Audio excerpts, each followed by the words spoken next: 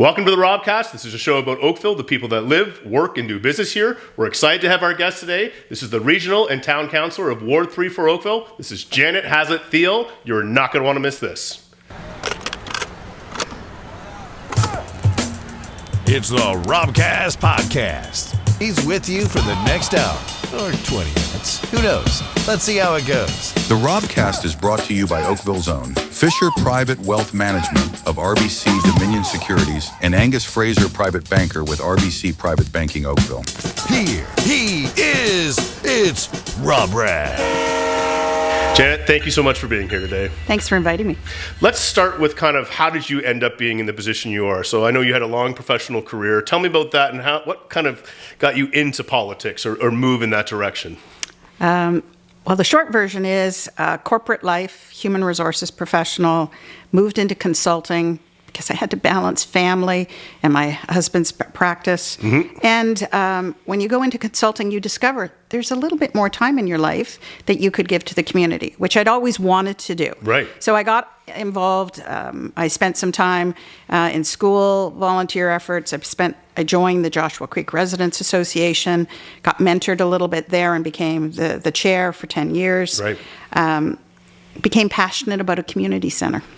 And went to some public meetings, joined hands across the table with the West River Residents Association and 9 other residents associations to say, right, we need to build community centers, and we need to honor what we need to do at Trafalgar Park, but we also need one in Ward 3. Why fight? Why us versus them? Let's come together. So that was a really meaningful time for me because I learned a lot about volunteers and the effort. I enjoyed it.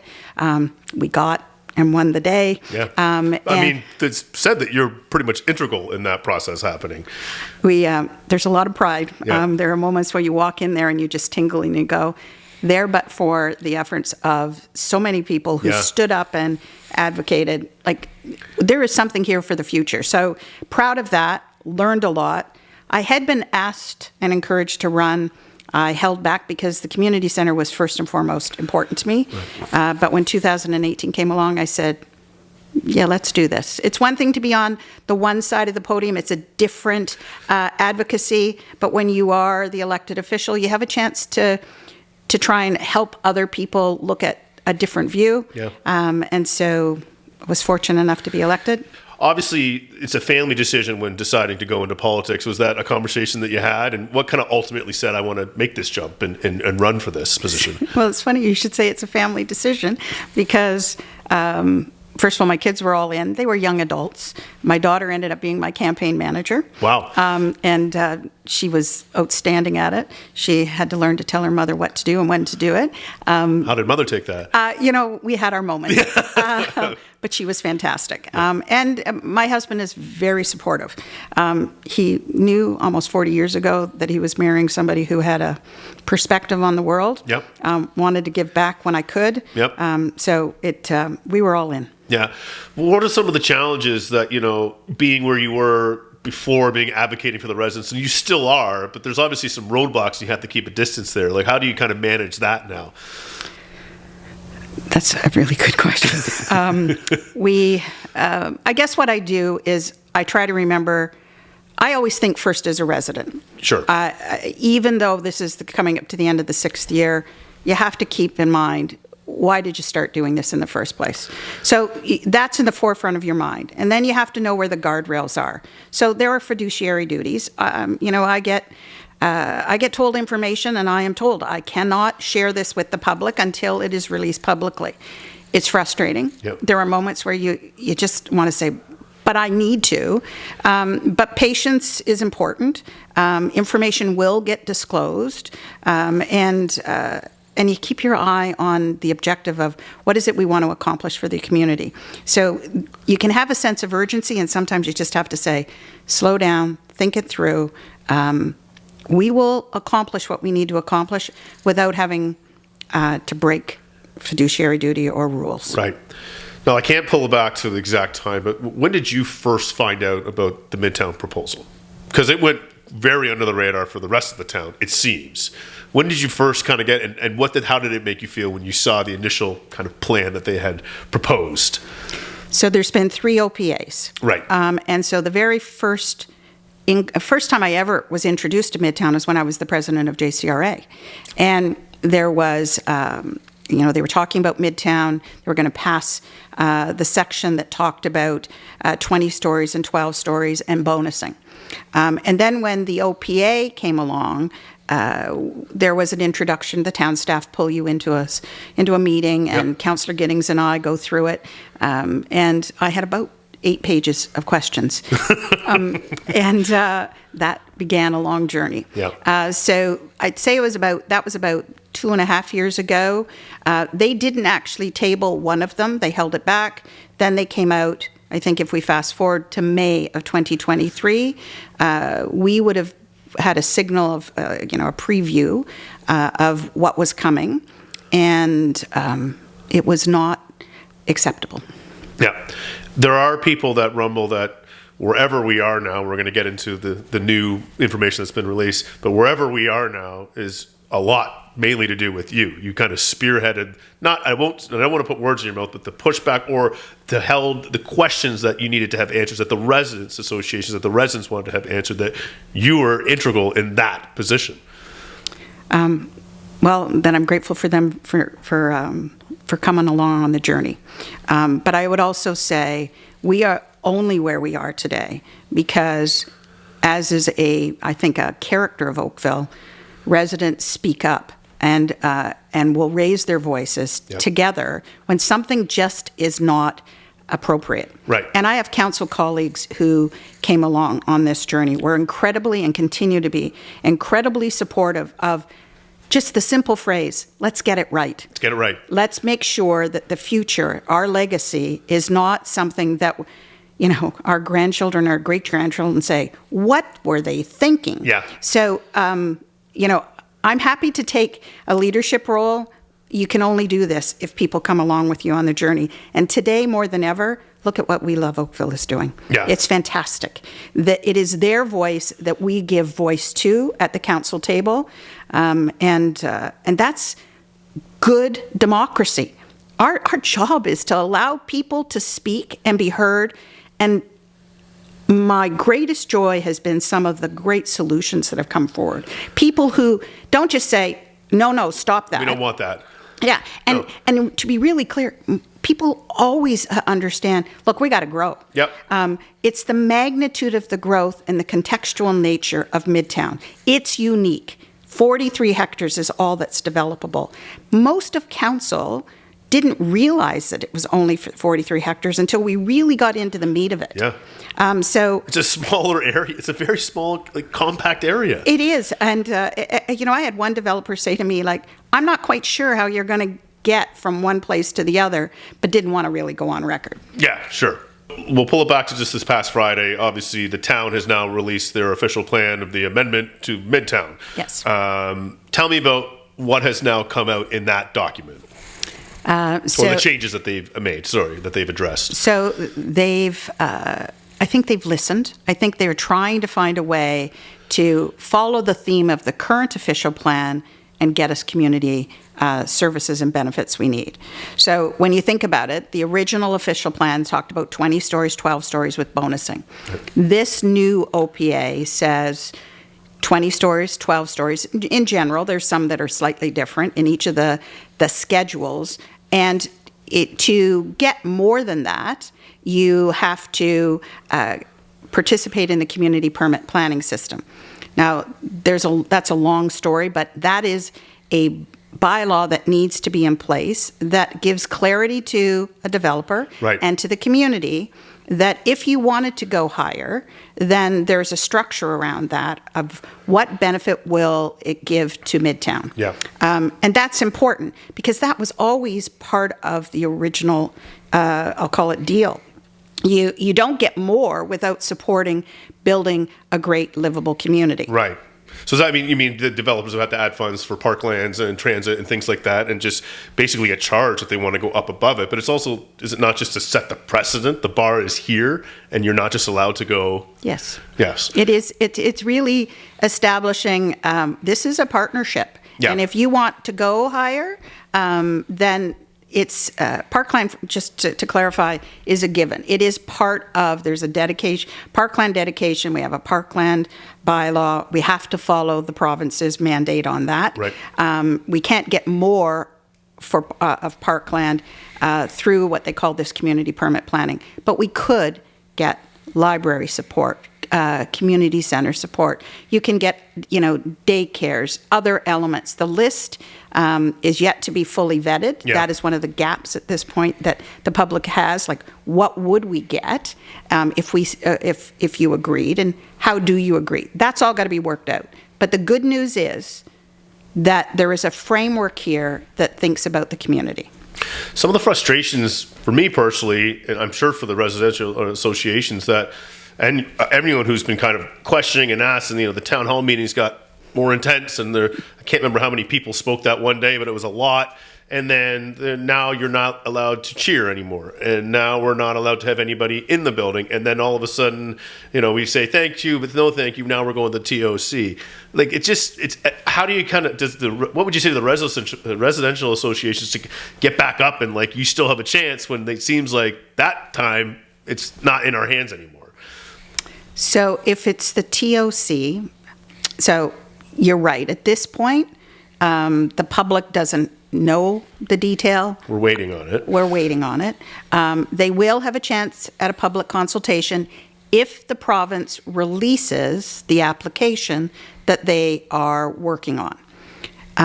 Our hope, my hope, other people's hope, is that the province steps back and realizes we have an OPA.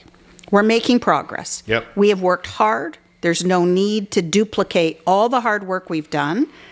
Step away, allow local planning to do what it's supposed to do, and allow the public to comment and allow us to get this OPA to a final decision. Yep. I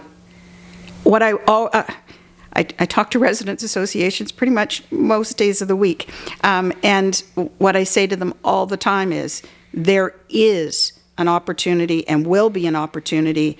I'm only as good as hearing from you what you want to achieve. And what they want is a public forum.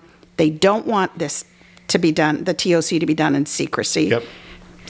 They're quite angry about it, actually. And I don't blame them. There should be nothing to hide. This is our town. Yeah. This is our future. We should be out in the open and saying, what is it we're going to... Clairvoyant, clarity, let's... Yep. Let's do it together. We're the ones that elected you. Should we not be at least privy to some of the information? I think that's what's kind of changed. It seems like there's NDAs happening and like blue notes or whatever they are, and things that can't be printed. Like, has this been going on forever in Oakville, or is this newer? And why do you think it's happening? Well, on the provincial side, they talk about commercial sensitivity. And I could understand that if it's in fact we're talking about commercial. Sometimes I think we forget that our role is to inform and involve and make and bring people along on the decisions that need to be made. There's no benefit to secrecy. There's no benefit to, because people will not follow you. People will just be frustrated. And, my comment over these last three OPAs and then getting this new one is, I'm cautiously optimistic because trust is earned. And when you destroy that fabric, Yep. residents associations will rise up. And Yep. so they should, because we are accountable to the people. So I'm going to pull it back, like I think 5-7 years ago, when the initial development plans were coming out for kind of Glenorchy and north of Dundas, and most people in Oakville remember the Family Dynasty restaurant that was on north of Dundas, and a builder bought it out. And I remember going to the meeting about kind of the height variation that they were looking to get amended to the official plan at that time. And, all the people in that newer neighborhood, people in River Oaks, all came to the residential associations came together and said, to fight, like, if you allow this one to do that, then what was the point of the official plan? And then you're going to allow all the rest of them to do it. And they had very intelligent lawyers and planners and people living in the neighborhoods had these presentations, and everyone was quite taken back by the power of it. And then at the end of it, the council and Mayor Burton says, well, all in favor of allowing it? Aye, done. And I remember just the residents being stunned and kind of just getting up and going, okay, well, I guess there's nothing we can do. So just having that feeling, is this potentially what we might be up against right now? And how do you see it working differently? So I think we've demonstrated by this new official plan that residents' voices can be heard. Yes. But what I would make a bigger point on is that once you have an official plan, it is always appealable. Sure. And every developer has the right to come forward. And if it is, and I don't know that one specifically, Yep. but if it is, if it's consistent with what is in the official plan, but maybe slightly more, often it's agreed to because the fight is you're going to get to OLT and you're not going to win. Right. And it's a bit of the margin of what is appropriate in that neighborhood, what is coming that is not there yet. That might be all the things that people were thinking of. What I would say really strongly is never, ever give up on coming and speaking, because if you connect with your councillors in advance, if you make sure that you come with solutions, you can move the needle. Can you move it all the way to perfection? No. Look, this OPA, there's part of me that wants it lower. There's lots of me that wants it lower. Yeah. But you have to recognize what is critical, what are must-haves versus, you know what, we can still do something great, or we could live with this development if the setbacks were different, or if the angle was different. Yeah. So there are ways to adjust to development, but first and foremost, my comment would be, I believe you can make a difference. You're not always going to win the day. Yeah.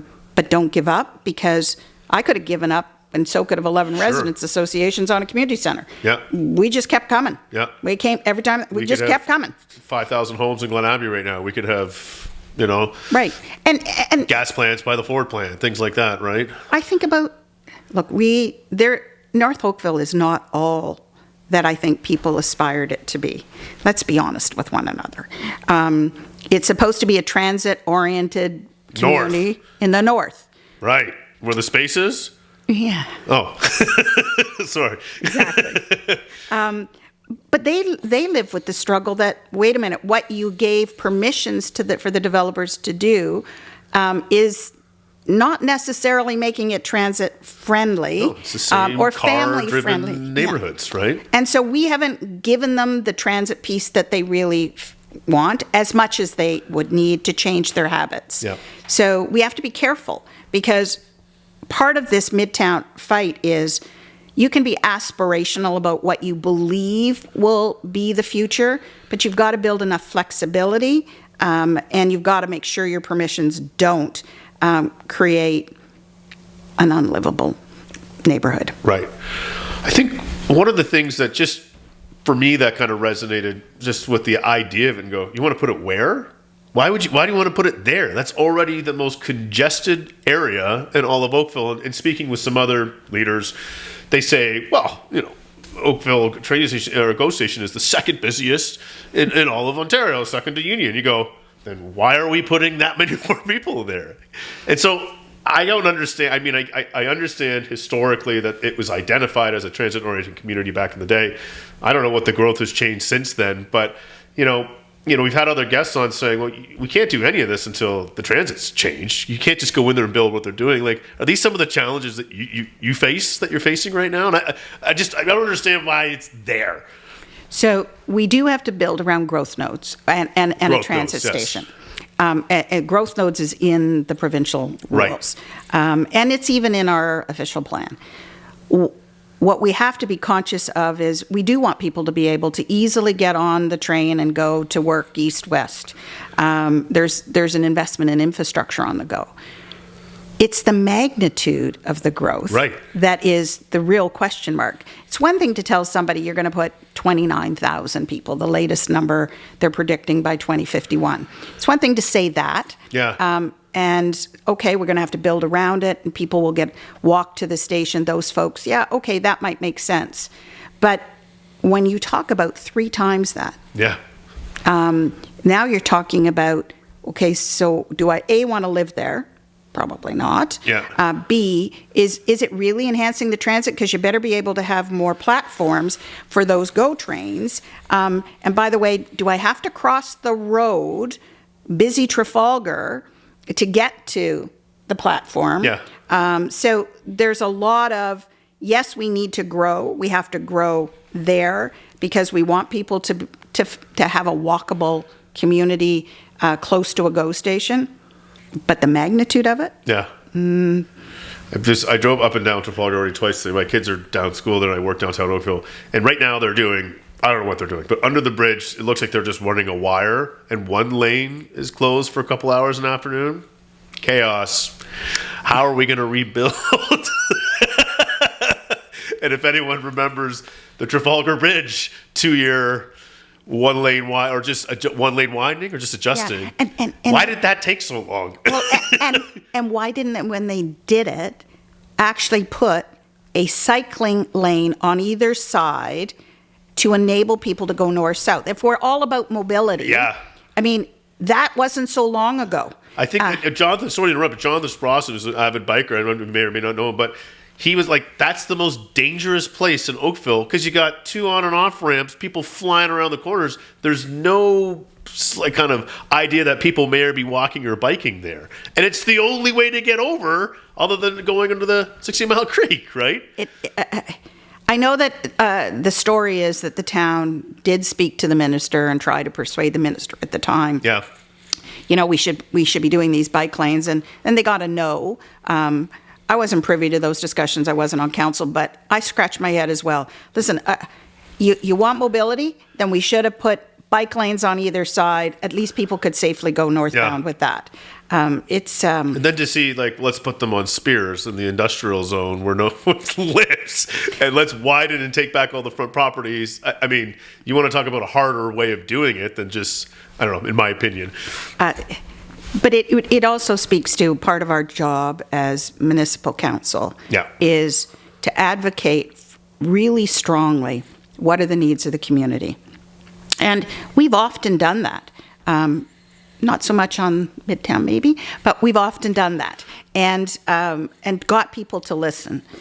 We cannot, I'll say it this way. You're elected for 4 years, and lots of time the worry is, so will I get reelected for some folks? And you can't have a 4-year horizon in your decision making. You have to, whether you're the feds, the province, or municipal, have a long-term view of the impact you're going to have on your community. That is our responsibility. I mean, I can make somebody really, really happy, but if it's not to the benefit of the longer term, if we need to spend the money now in order to do it right, that's what we should be doing. I think what you're alluding to is a lot of people make decisions to get reelected, and they're not looking for the long term where they may not get credit for it. Or you lose sight of it. You lose. And that's why I come back to be grounded in why did you decide to become a politician or a public servant? I like to call myself a public servant. It's got to be more of a calling and a commitment to community and the longer term view. Yes, you want to have a few bells and whistles, like my mini skate park. I'm very proud of it. I love that little guy from Cornwall. Yeah. It took a lot of. I know it did. But you know, those are little diamonds. Community centers. Yes. But that was a long-term view. That long-term view, and just a 16-mile, to give credit where credit is due, 16-mile was a long-term view. There's a lot of people coming to the north. They deserve equally to know when they move in, there's a place that has space for them and a library for them. And the great news is we're going to achieve that. When we do that kind of thinking and decision making, it's positive. When we try to jam too many people in 43 hectares of land, it's short-term thinking. It's a problem that we won't be around to have to deal with. We need to think about the future. And this new OPA gives me hope that we are doing that. You know, when we talk about all these things, it seems that there's very clearly, when you look at where the disconnects are, it seems like it's between the municipality and the province. Is that something you would agree with? I think the interpretation of what the province wants is sometimes not clear. And so let me, if you let me, yeah. I brought the quote Sure. from the provincial planning statement because I think it's important to know that this new provincial planning statement says the following. Above all, Ontario will continue to be a great place to live, work, and visit, where all Ontarians enjoy a high standard of living and an exceptional quality of life. I think those of us that are working towards a better way forward on Midtown can deliver that. And I think that if the province lives by their other words, which the minister has said, that he won't micromanage our towns, we can get the job done. We can deliver positive housing. We can make a difference for our community because we're going to build a great new neighborhood. And we can give the next generation a reason to thrive, not just survive. So Janet, tell me about, like, specifically outside of Midtown. What's going on in Ward 3? What are some of the uplifting stories or things you're working towards, or even some of the concerns that might be happening right now? So we have launched the Central Branch Library. We're going to build a new one at the post office. We've asked the public for their participation in what is it you cherish about the old library that you want us to bring to the new library, and how do we make the new library something great for the future? That's in progress. And there's a survey online, and they can write to Dave and I as well as Jeff Knoll, who's the chair of the library board. We do have, it's not uplifting, but we do have a October 16th Zoom meeting. It's our Ward 3 crime update. We've opened it up to lots of people. We've invited the police services board to talk about their mandate and their strategy. We've invited the police to talk about deterrence and about what they're trying to do to help us feel safer. The Minister Anand is coming to talk about what the federal government has been working on, and MPP Stephen Crawford is coming to talk about what the province has been working on. And our goal is to just facilitate answering questions, getting facts, making sure that we understand the actions that are being taken, because it's unsettling what we're experiencing.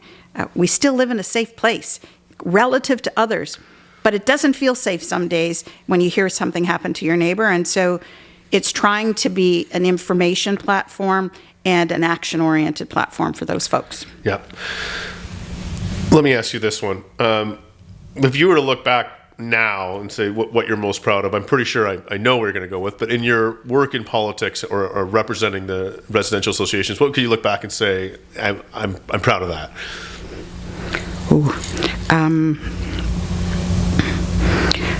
I think I'm most proud of standing up for responsible growth and livability. I mean, there's no doubt the community center and the skate park and surviving downtown Lakeshore construction. I'm proud of my work on the downtown BIA. I mean, we have had an amazing turnaround. But most of all, I'm proud of that, people have come along on a journey to trying to get to a better place, and that it's not a lot to ask to have responsible growth in our plan and livability. We have to create communities first. We have a commitment to our community. A developer has a commitment to their investor. And I get it. They have to make money. But the best partners that we have are the ones who are rooted in our community and care about what we're building. You're going to make money in building. I know it's tougher today than it was 10 years ago, but I'm proud of when somebody wants to be a part of building community. So I'll say responsible growth and livability. Where do you see yourself in 5 to 10 years? Will you think you'll continue down this role? Is there maybe a different role that you might be interested in at one time? I'm focused on Midtown. I am open to opportunity. First and foremost, I view the world as I have a responsibility to give back. I live in a place that's pretty special. And if the opportunity to give back is greater down the road, I'm going to be open to it. But most of all, just living by my values and trying to help people have a voice to continue to contribute.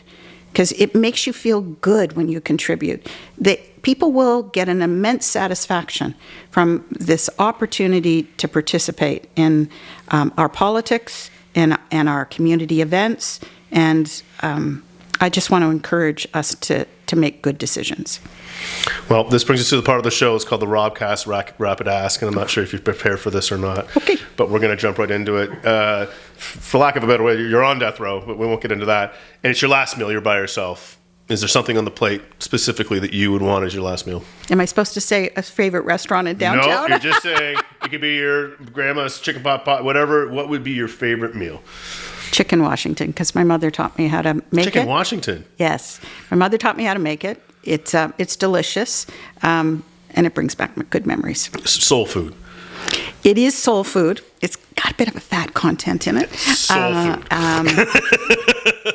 But it's good. Yeah. If you were to have the opportunity to meet or sit down with anyone over dinner, dead or alive, who would that person be? Oh. Well, part of me wants to say Hazel McCallion, because I had, yes, hers is a living legacy, like a legacy that we should all, feel really good about. I would probably say, I've said this publicly to a few people, I want my 15 minutes with Doug Ford. So if I have to buy him dinner to get that 15 minutes, I'll buy him. Of anyone in the world, we're landing on this is how important this is? It's important. Yeah. It's important. Look, I get that he has the authority to do things that municipalities don't. But I also think that he wants us to build great communities. He's about family. He understands. And he's changed his positions, whether forcefully or not. He's come down, and so you want that chance to talk to him. I do. I think you might be the right person to do it. I want to talk to him. Yeah. And and I'll buy. You heard that out there, Doug? It's a beautiful day out. You've had a successful day at work, sunroof open, you're driving home. What music are you listening to? Is there a song that gets you going? I jokingly listened to the Rocky theme when I was running for Rocky public Horror office. Pictures. Not Rocky Horror. Oh, the Rocky. Oh, sorry. I thought that makes a lot more sense. No, that's the Damn It, Janet. Yeah. So what I'd listen to, I love a variety. My daughter got me hooked on Ben Platt because he has just an amazing voice. I sometimes will throw on Rascal Flatts when I need to get some stuff done. My middle son got me hooked on some heavy rock and roll. So it will really depend on the day. Got it. Last question. What is something people don't know about you? So I'm a closet rapper. No. Sorry. Though they may know this about me, they'd at least know this about my personality. So I actually can be quite shy at times. But I'm walking through the airport. We're in the middle of a power plant flight. C4CA is doing their thing to try and really deal with this power plant. And I see the former premier with his wife sitting in the departure lounge. And I went, I need to talk to him. My daughter is freaking out. Mom, you cannot go and talk to him. And I'm like, yeah, no, we need to. He needs to know that he should be speaking up and helping Oakville. So I actually went up to the former premier, probably more than a decade ago, and said, are you going to help Oakville and stop this craziness? And he said, who are you? So I told him who I was, and he goes, what's your vested interest or type, kind of conversation? I said, My interest is that you should never be putting these things by residential neighborhoods. That's my interest. And you have a voice within the party. You should be talking to people and explaining to them, this makes no sense. So that's probably something people don't know. My daughter regularly reminds me I embarrassed her by going to do it. Would you like me to tell you one other? Sure. So people probably don't know that. So I am the baby of 5 children of my parents. And they all wanted us to have a post-secondary education, but there was not going to be money to pay for it. So I paid my way through university by managing restaurants. And I intentionally managed the restaurants because I knew that when I graduated, I'd at least have a job. I loved it. I loved it. You learn a lot about what real life is like managing a restaurant. That is so many real life applications within it. How to deal with people, manage people. I ended up, managing a restaurant till I had my first child, and then after that, I was able to get into the human resources and training field. But managing restaurants, there's something about it. When you do it right, it's special. It's a rush too. It brings you a lot of joy. It does. Can bring you a lot of pain and sleepless nights too, many things. But it makes you reflect on. It's a hard business to make a profit in. And you've got a lot of people you have to make happy, not the least of which is your staff. They have to want to stick with you, and they have to want to stay until 7 o'clock on a Christmas Eve while you're trying to serve people. So I enjoyed it. Jen, I've really enjoyed this conversation with you, and we look forward to wherever this political career takes you, and keep fighting the good fight. Thanks, Stay Rob. tuned for another episode of the Robcast.